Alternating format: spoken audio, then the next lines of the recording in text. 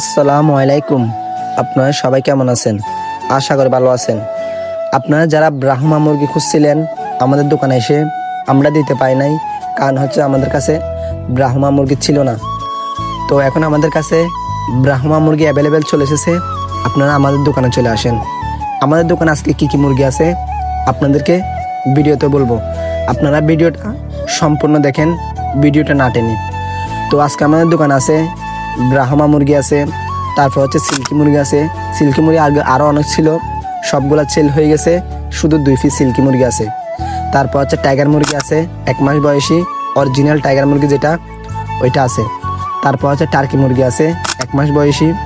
তারপর হচ্ছে ফার্মি মুরগি আছে 1.5 মাস বয়সী। তারপর হচ্ছে খরগোশ আছে, ছোট খরগোশ আছে, বড় খরগোশ আছে, মিডিয়াম খরগোশ আছে।